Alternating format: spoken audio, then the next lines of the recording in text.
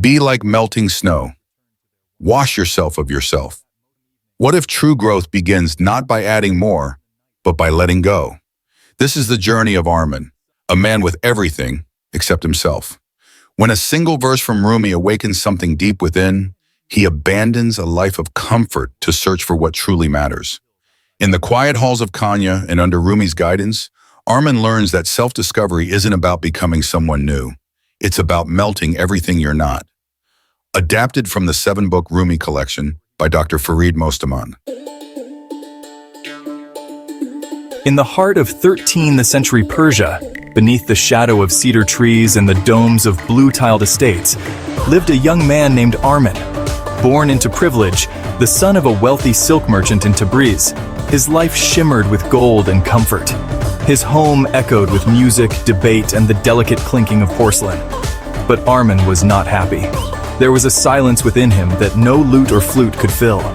Every day he walked through marbled halls, dressed in robes dyed with indigo and saffron, yet he felt like a stranger in his own skin.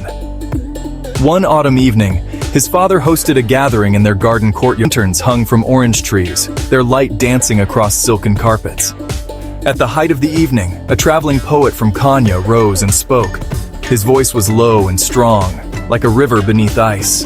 Be like melting snow. Wash yourself of yourself. The words hung in the night like incense. People clapped politely. Some nodded in understanding. Others returned to their wine. But Arman sat motionless, his cup frozen in hand. That night, long after the guests had left and silence returned to the garden, Arman paced beneath the moon, repeating the line to himself. Be like melting snow. He thought of his carefully preserved identity, how it glittered like frost, admired from afar but cold to the touch. He knew then that he had never lived for himself. He had lived for his reflection. The next morning, he made his decision. He left behind his silks, his titles, and the echo of admiration. With a single satchel and the poet's words beating like a drum in his chest, Arman began a journey to Konya. The road to Konya was long, stretching across plains and through wind-bitten villages. At night, he slept beneath stars that felt more honest than the chandeliers of his childhood. The farther he walked, the lighter he felt, as if layers of himself were falling off with each mile. When Arman finally arrived, Konya greeted him not with fanfare but with stillness. He found Rumi in the courtyard of a humble school, surrounded by students seated on cushions.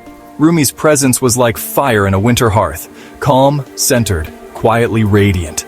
His voice was neither loud nor commanding, yet it held the room effortlessly.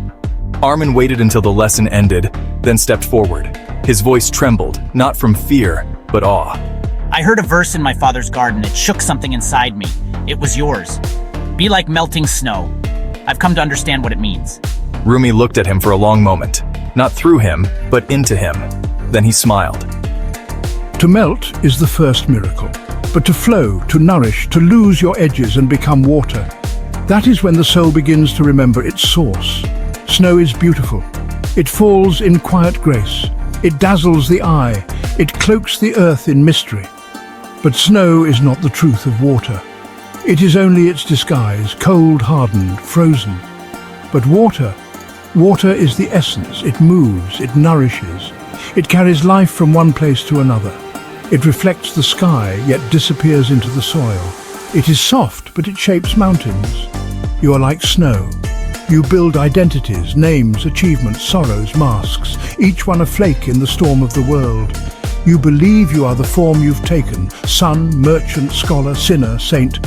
But these are illusions shaped by cold winds. They are not the essence of you. Your soul is water, Arman, but for years it froze, into pride, into status, into the need to be admired. That was your snow, beautiful perhaps, but cold, separate.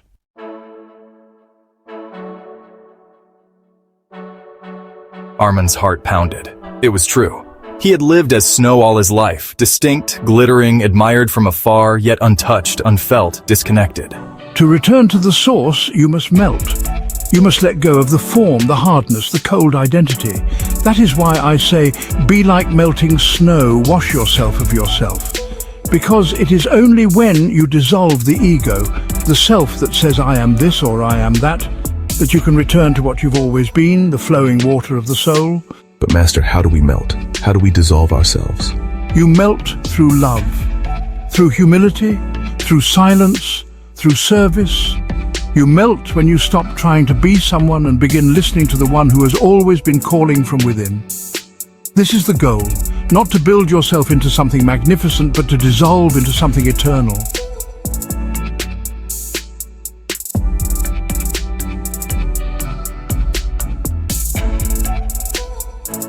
The snow was never lost, it only forgot it was water. The courtyard remained silent long after the lecture had ended. Arman stayed behind, staring at the wet earth, feeling something melt inside him. Something old, something hard, something untrue.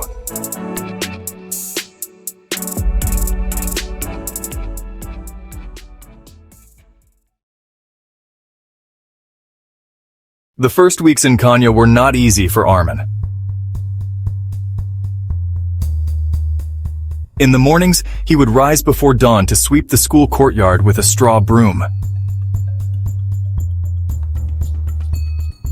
He began walking the hills outside Konya.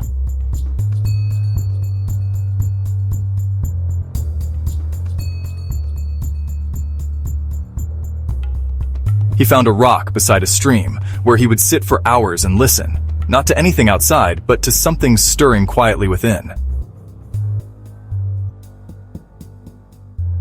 The mountain does not seek praise, he once wrote in his journal, and yet it stands tall, unmoved, rooted in silence.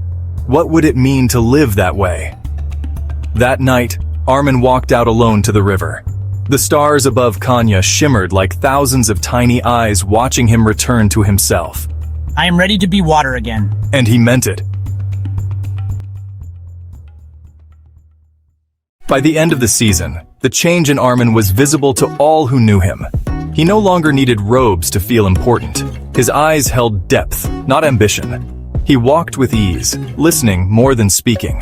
He shared meals with beggars and scholars alike, finding the same light in both. One day in class, a younger student asked Rumi, "Master, how do we know when we've truly begun the path?" Before Rumi could answer, he looked at Arman. When we stop building ourselves like towers and begin dissolving like snow.